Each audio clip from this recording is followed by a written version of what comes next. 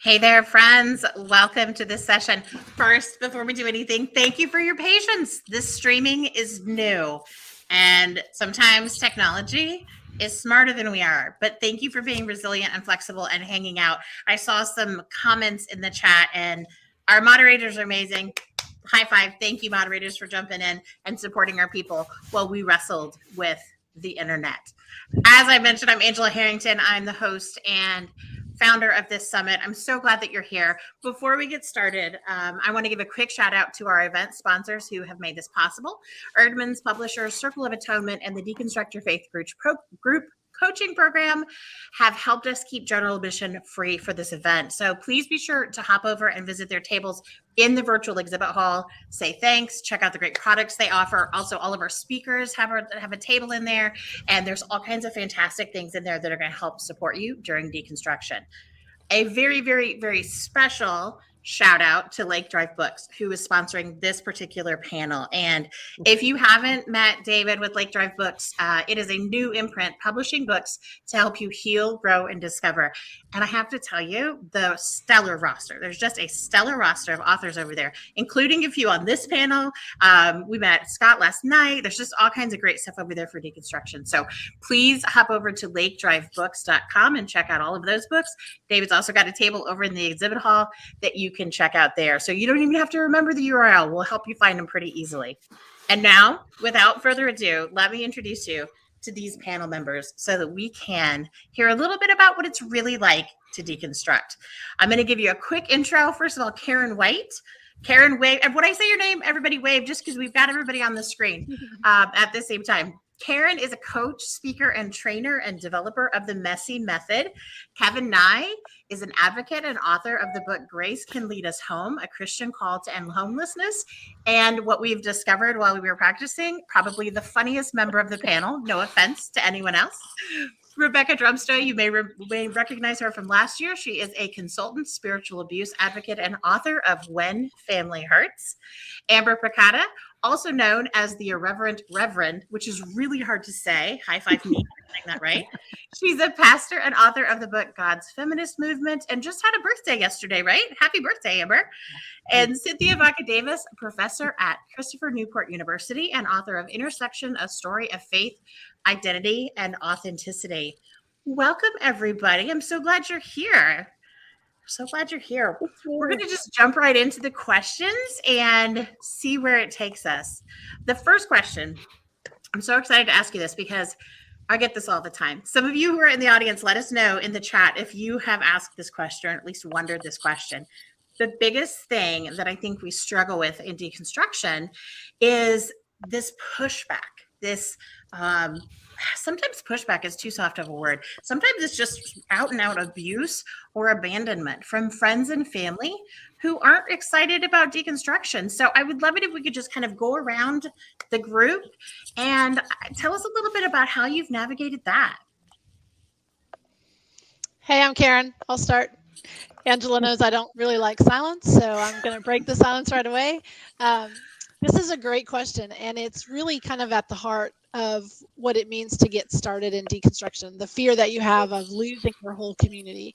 And I remember that when I started questioning some of the things that I was being taught, I realized that if I stepped away, I was stepping away from a really big part of my social life and support system. And in fact, I ended up with not very many of those people that I had considered my church family in my corner. And so I remember running into someone from my former church at a store and having them ask me, so where you been? We've missed you. And it's just that very awkward moment where I don't want to really share the whole situation, and I want to be kind and still polite. And so I had to come up with some sort of very vague comments about, well, I'm, just taking it day by day and figuring things out. And then what I realized is I had a really small circle instead of a really big hula hoop. I had a much smaller hula hoop. And within that hula hoop, I've been very fortunate that I don't have a lot of people who are questioning why I'm doing what I'm doing, and they're very supportive. So, but my hula hoop went from really big to very small, and I had to get comfortable with that smaller circle and not sharing as much with folks.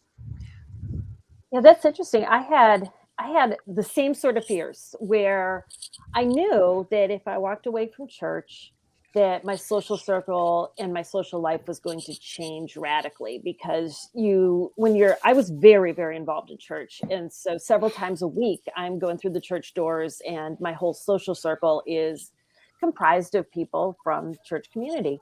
And I knew if I leave this community, I'm going to have to start from scratch and rebuild my social circle all by myself, which seemed daunting. But one thing I have found that has just absolutely blown me away is that I have a larger social circle than I have ever had in my life. And the people in that circle truly love me for who I am, not just because I happen to align myself with a certain set of beliefs, with a certain set of Mhm. people, because I walk through the door of this church every week. These are people who I have chosen to live authentically with and to let them see me. And I found that the more authentic I can be with people, it just you attract the people that truly are drawn to you, and then the people who aren't, well, they're just not your people. So it's been opposite of what I expected, that I've been really able to widen and expand my social circle beyond what it was.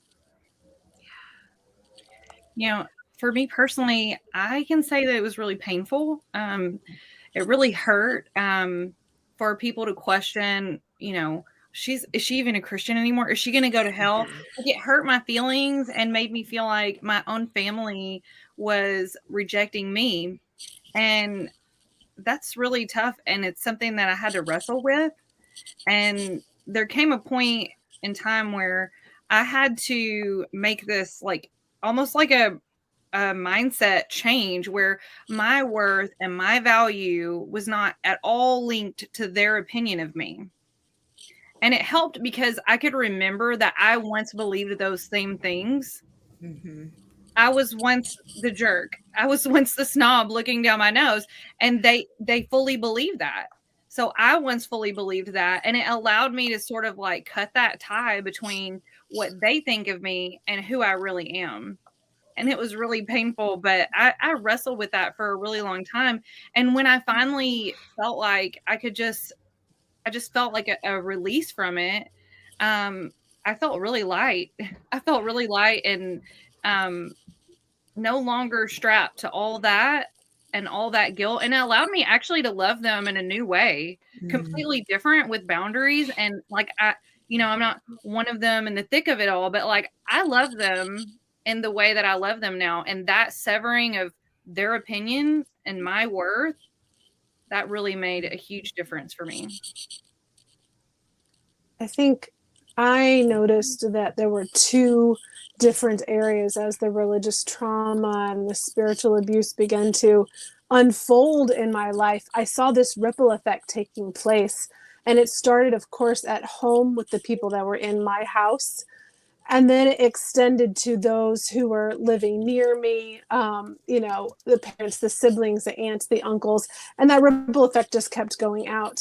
And I recognized that many of those people who were in that space with me, in the fundamental evangelical space, they didn't have the tools to navigate broken or hurting or struggling family relationships.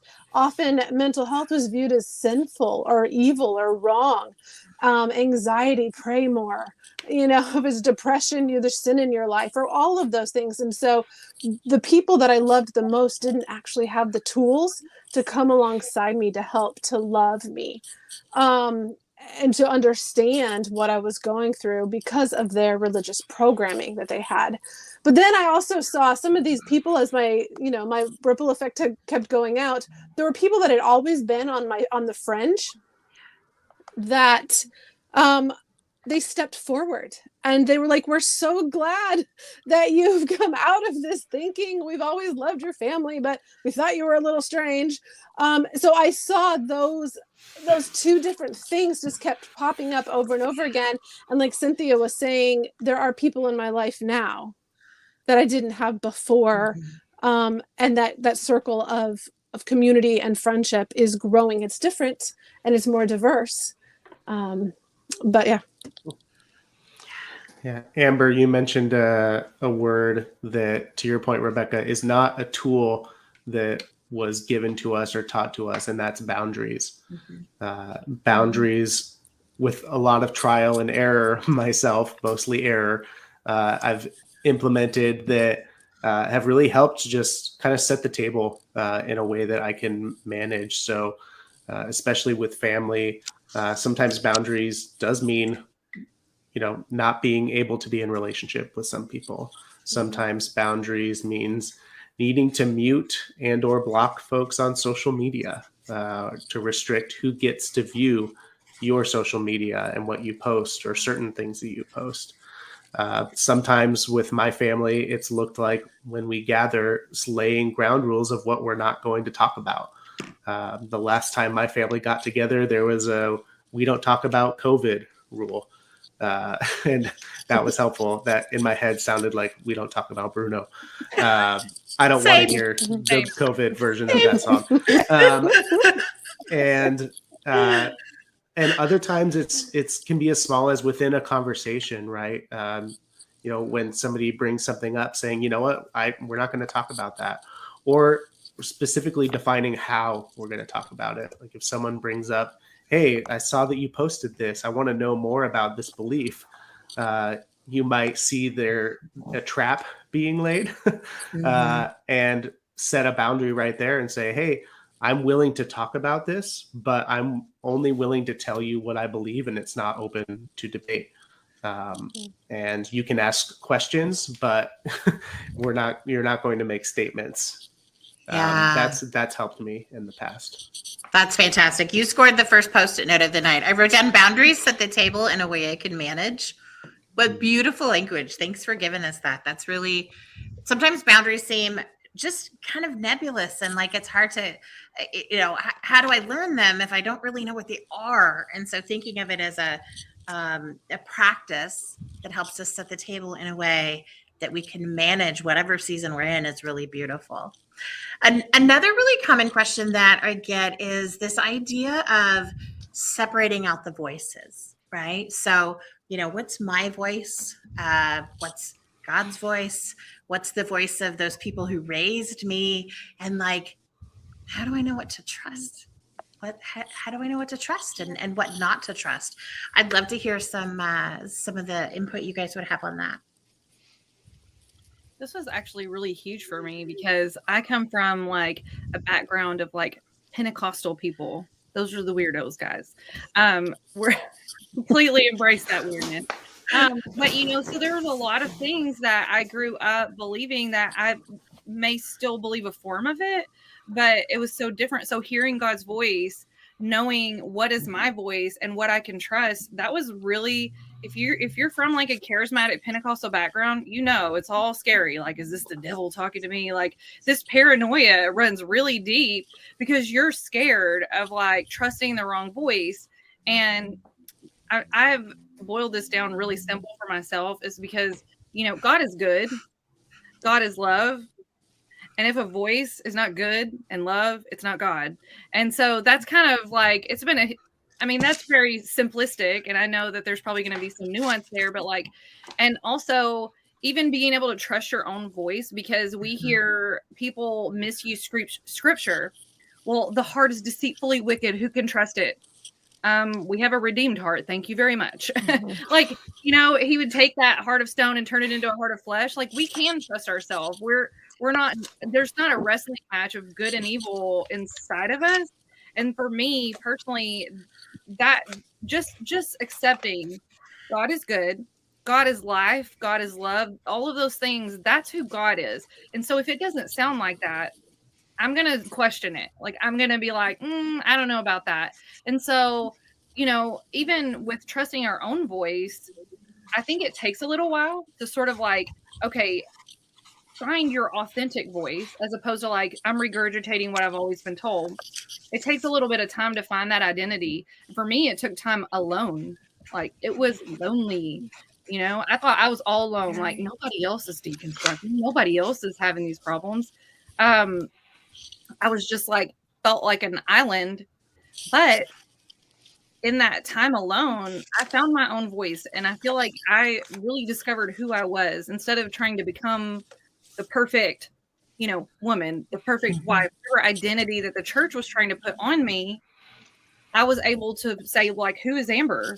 I mean, if God knit me and my mother, if he created us like intricately and we are image bearers, like this person that he created is of value.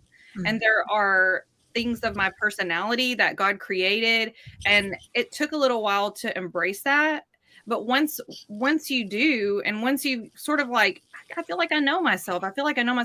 There's a trust that comes with that. And we begin to be able to trust that inner voice that we, hear. And I believe that a lot of what, is our inner voice sometimes is even Holy Spirit trying to talk to us. So that really made a huge difference for me. Like, God is good. God is love. If this isn't good, if it's not love, I'm just going to question. I'm going to be very skeptical of it. It's scary, though, to trust yourself. It is. Yeah. I have anxiety.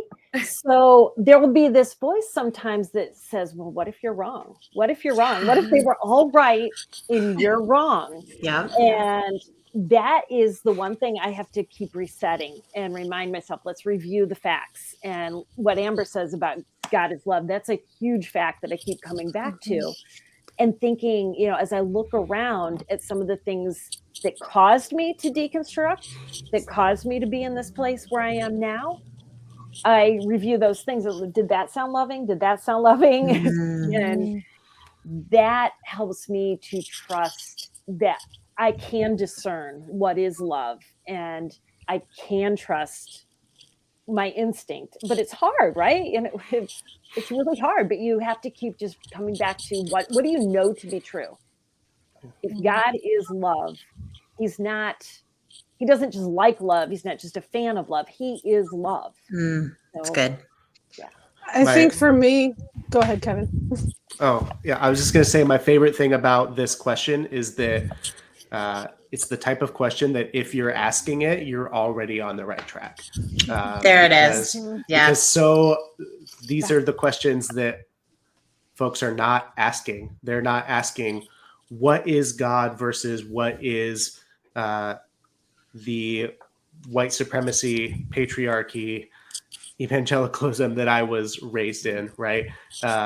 And just to be able to step back and ask hard questions is such a gift. And I would caution against hoping to arrive at a level of certainty as to what is what in a very I can put each of these thoughts into these categories because everything is so inextricably intertwined. But just to be able to look at those things and ask those questions is already such a victory, I think. Yeah, the uncertainty is actually it's really threatening to a lot of those beliefs that we had because we were taught that certainty is holiness, right? Like the closer you get to God, the more certain you have to be in all things. And that actually segues us beautifully into the next question. And feel free to answer both of these at the same time because they're kind of overlapping here. But the next question is about uncertainty. Like, how do we live within that uncertainty and still have spirituality, have a spiritual life when we're like, oh, I don't know what's good and what's healthy and what's toxic and what's all of that. So I'm just going to throw that into the middle if you want to answer the last question or this one. That's totally fine. They're kind of blurring together. I would say that for me, the kind of the breakthrough part of deconstruction for me is when I got comfortable with uncertainty. When I remembered that it was okay to not know the answers, that it was okay to not know what, but to ask myself, what do I know? What am I certain of? And there's a couple of things that I'm certain of, and everything else I can hold loosely and I can examine it. And for me, that was the whole process. And if I could look at something and examine it and say, where did I learn this? Who benefits from this? And do I need to be certain about it? or can I hold it loosely and examine it? That's when I started to get some peace and this feeling of the pressure came off, and I could just start to walk through this process of figuring it out. And I am comfortable now that the process of figuring it out is not a one and done. It's a continuous process, and I like it. I'm happy now to be able to sort and question, and I'm not scared of it anymore. And Karen, it's one thing I love about this panel and getting to know you all is hearing sometimes my thoughts echoed in your words, and like that was so key for me, is becoming comfortable with uncertainty, because especially with anxiety, you want things to be a certain way. You want to know what you can count on. But I had to learn to become uncomfortable. And one thing was adopting this kind of new philosophy. I got a tattoo and it says yes and it reminds me, yes, one thing can be true. Also, another thing can be true, and they can be direct opposites. And the truth is probably in that tension. And the truth, I may not ever be able to identify it, but I had to become comfortable with that. And that's, I have to look at this many times a day. I remember being a young mom, and for some reason I still have the image of my entryway in the house where we lived when my deconstruction started with the newborn, and being in my first home and all of those things. And I remember standing there one day saying, if the people who loved me the most are the ones who told these lies, then who can I trust? And so that I began to realize I didn't know how to make decisions. I came from such a controlling environment that as a woman, we weren't allowed to make decisions. It was the man, the husband, the pastor, the father. And so for me, getting through those doubts and uncertainty and who can I trust ties in a bit with what Amber was saying with learning to trust myself. But it came more to learning how to make a decision for myself, because I'd never been allowed to make a decision. And so all of those things, the doubts, the questions, the uncertainty, who can I believe, who can I trust? I wouldn't read a book from anybody that was Christian for about 3 years, because I didn't know who was going to lie to me, who was trying to control me. I only wanted to figure out if God existed, and if he did, how I was supposed to have a relationship with him. That's what I was trying to navigate at the time. And so for those of us, again, I come from the fundamentalist side. And for those of us who come from being a woman unable to make a decision for yourself, sometimes those little things, the first time you say, like I told my husband, no, I don't want to eat there. I would like to eat out here. I thought that, the sky was going to fall like a Chicken Little moment, and that I was going to implode, or God was going to strike me with lightning. And when that didn't happen, I went, oh, well, what else can I do? Oh, and so again, make those decisions, step that bravery with the new data that you're getting, but listen to your gut. Listen to what your intuition is telling you, because whatever you believe on it, if it's the Holy Spirit, if we're all just born with it, listen to that gut, because it is trying to give you clues as the direction you're supposed to go. I had the privilege of deconstructing while being a pastor. So you're the one who's supposed to have it all figured out. Like, people are coming to you for the answers. And I got really comfortable with saying, I don't know. Let's search together. Let's seek together. I really don't know. And I got to a point where I said, I don't know anything with Jesus. Like, I don't know anything. And I don't know anything. And everything was up. Everything is up for questioning. And that was really freeing, because it's like, if something is true, it can stand the shaking. If it's not, it won't stand. And so I was like, I don't know anything but Jesus. I'm sorry. And I just allowed myself to wrestle with that. And personally, right now, I feel settled on certain things. But do you know that in all of history, Amber Picota didn't figure out every darn thing there is to know? Like, wait, what? You didn't? Like, oh man, that's why I invited you. I thought you had all the answers. Weight on us, like, I have a doctrine, and it's all neatly figured out, like, of all the ages, out of all these years, Yes. we figured it out, guys. We have the one true doctrine. Yeah. I'm sorry, but none of us can be right about everything. So we're going to be wrong. Like, you're wrong, I'm wrong. We're all going to be wrong. And accepting that is like really freeing, because I don't believe that God is like, you're wrong, I'm going to get you so bad for this. Like, God's like, hey, figure it out. It's okay. Like, and I think of God now as a beautiful, unfathomable mystery. Like, God is a mystery. Like, the depths of God, we will search and never come to the end. If God is such a deep mystery, then maybe there's nothing to fear in not knowing. Maybe the mystery is also beautiful. Like that searching, that not knowing, we can embrace that and accept it as part of our journey that will never end. Yeah. Because there will never be a day where we're like, that's it. All my doctrine, I got it all lined up very perfect. Because where's the room for God to come in and show us anything deeper or anything more? Like, where are we have any room to grow if we just get it all figured out? Which is why I have a really hard time with hard and fast rules. People who are really certain about everything, I'm just like, I'm suddenly very skeptical of what they have to say. You're so sure. I don't know. Are you really seeking? When was the last time we found out we were wrong? Are we willing to be wrong? I mean, if we haven't been wrong in a while, we're probably kind of getting a little bit haughty. If you know what I mean? Right. Not that I've ever done that. Not me. Yeah. Yeah. We have an interesting question from someone who who's coming out of the LDS church and is talking about how that religious community said, this is the only way. And we know that that's not restricted to Mormonism. Like, every denomination out there says this is the way, the with a capital T. And I'm just wondering, like, how each of us has processed this idea that there is a lot of uncertainty. Like Amber said, there's a lot we just don't know. When it was really hammered into us at a young age, this is the way, and everything else is going to lead you to eternal damnation or worse.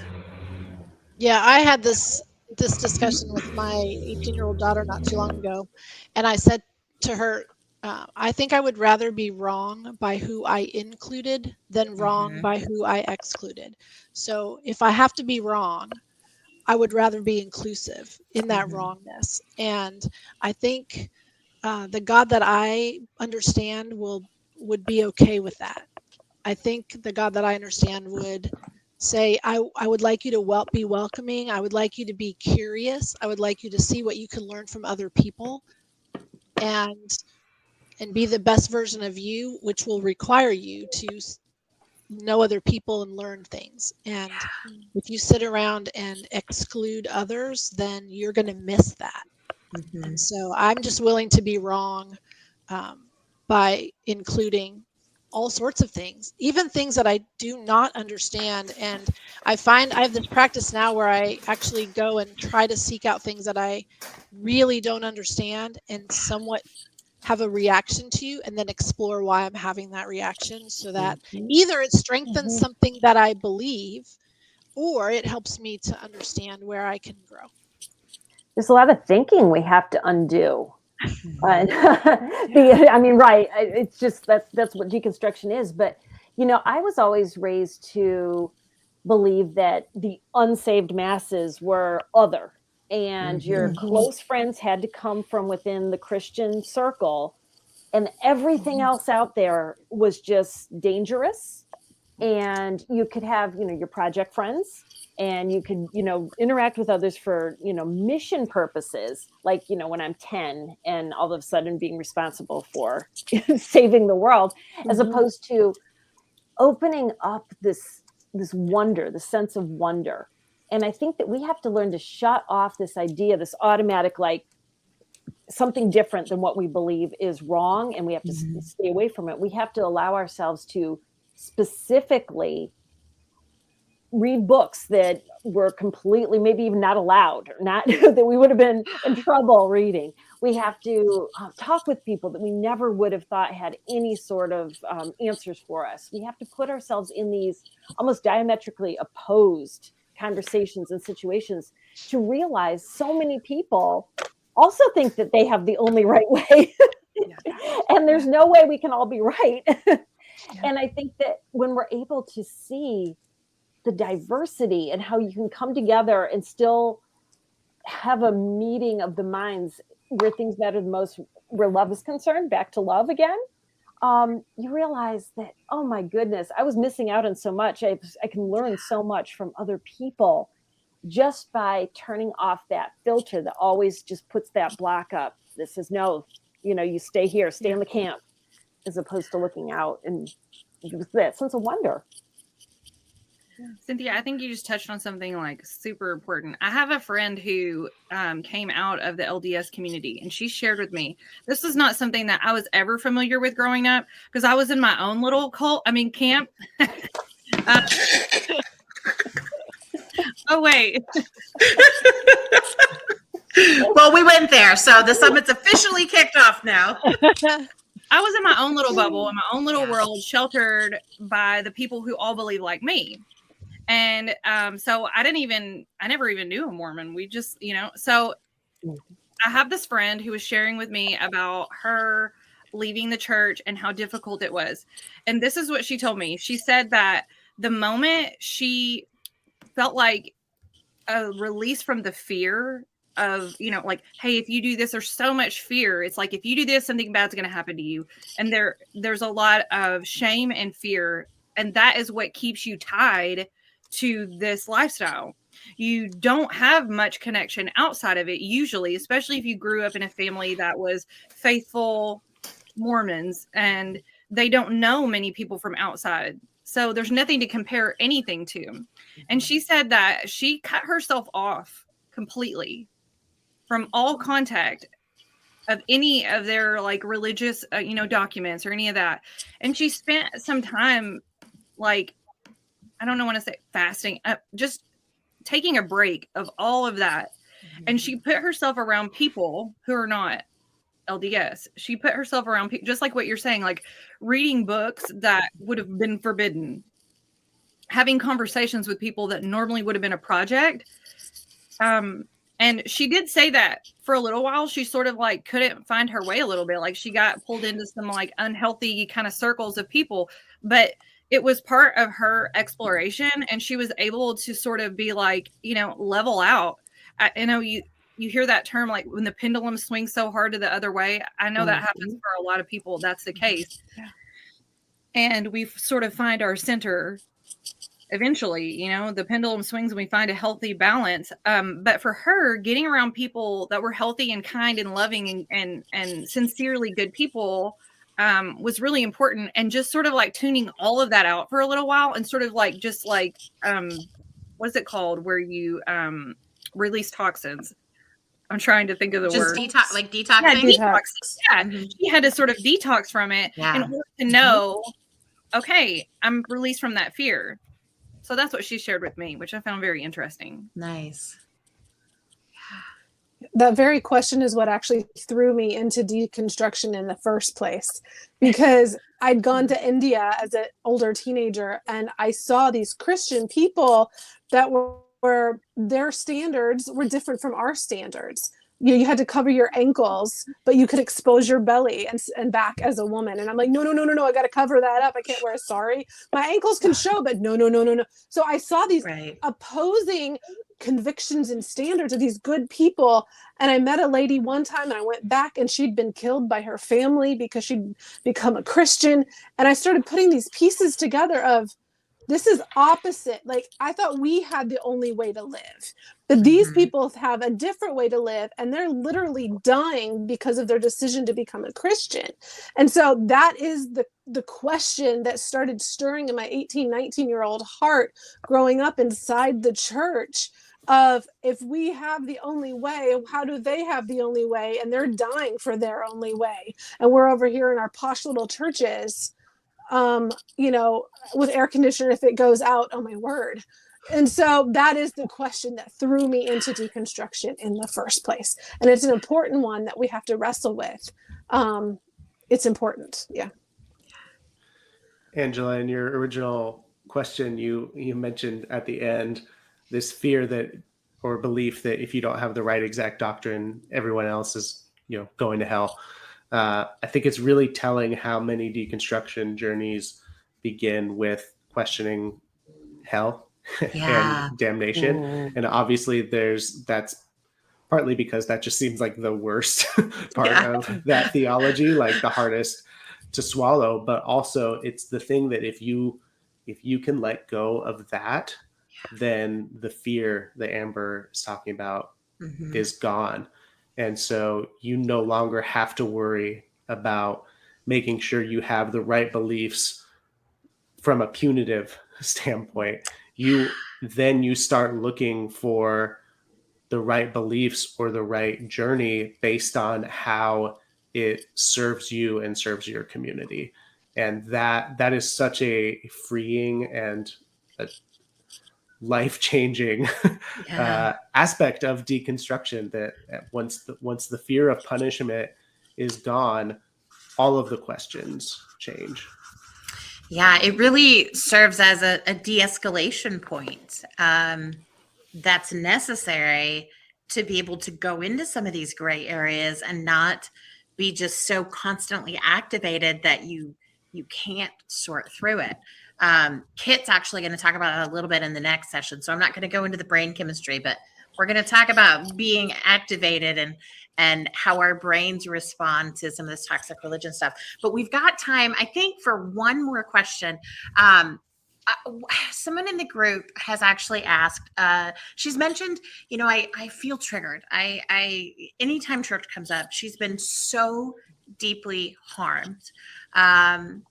And has recently started to peel back those layers. And, I would love to say that won't happen, but the truth is, for most of us, there are going to be times when our bodies are just activated because we don't feel safe. So what I would love to hear from each of you is there one thing, what's one thing that you've learned, or perhaps you just taught yourself because nobody else taught you, to kind of care for yourself when you do get overwhelmed, when the trauma comes into your body, or when, the family pushes you out, or all of those really hard pieces happen?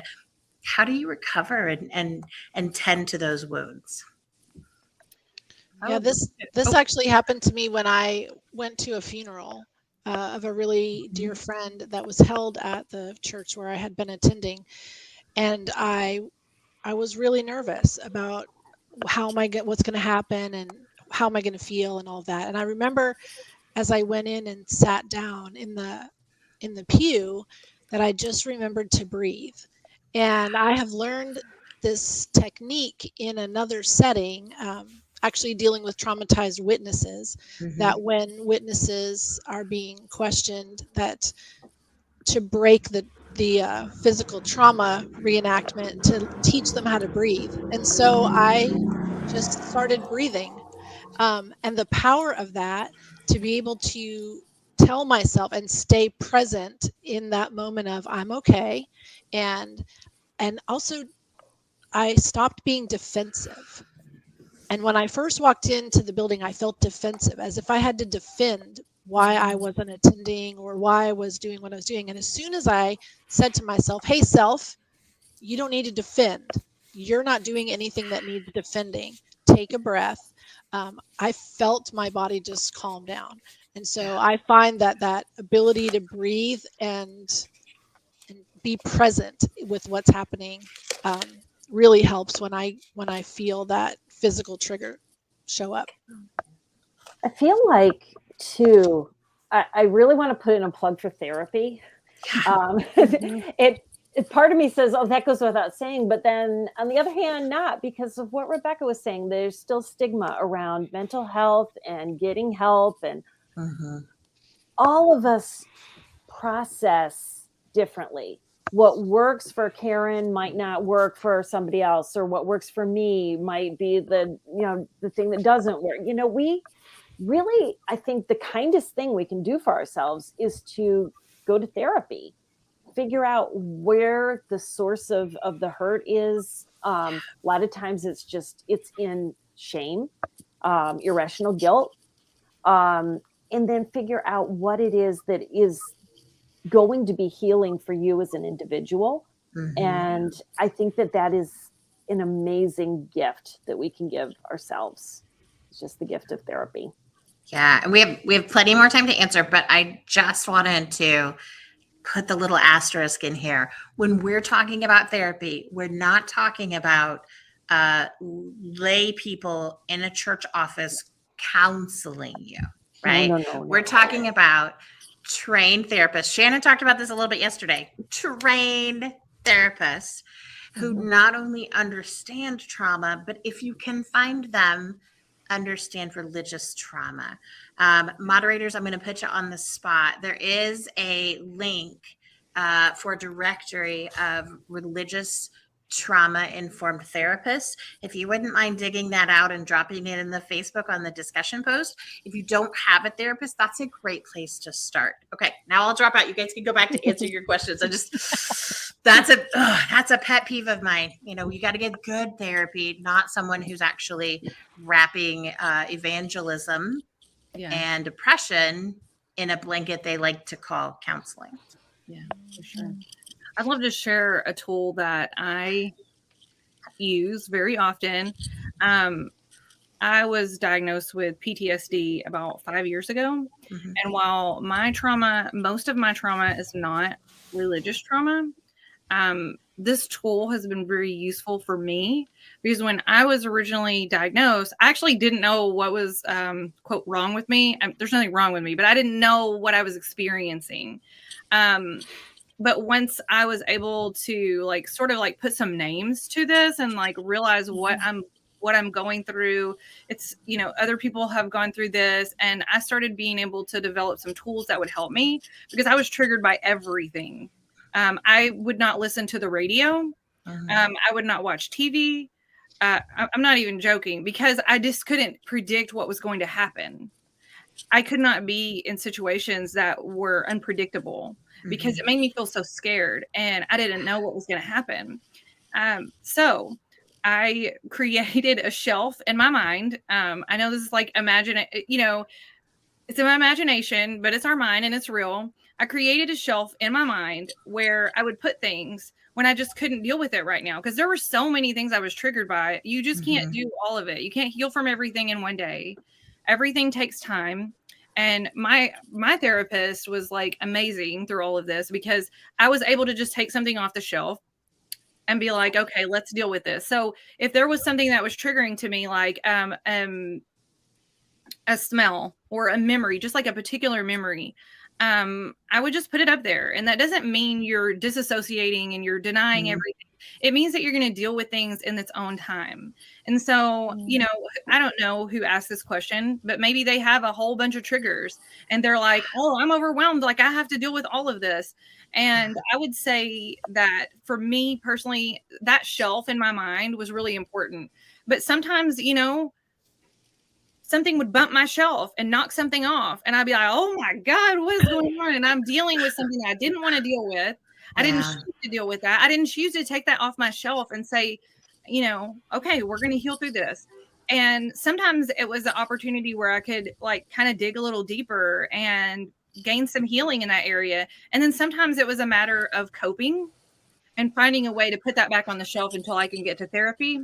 And so that shelf for me was really important. So if it would come up and I would start worrying and stressing and being scared, in my mind, I would even picture the shelf and be like, okay, girl, you are way far into this, upset, can't breathe. I would say, okay, we're going to do this. We're going to put it over here. And for me personally, it honestly required me to be very intentional about putting my attention on something else.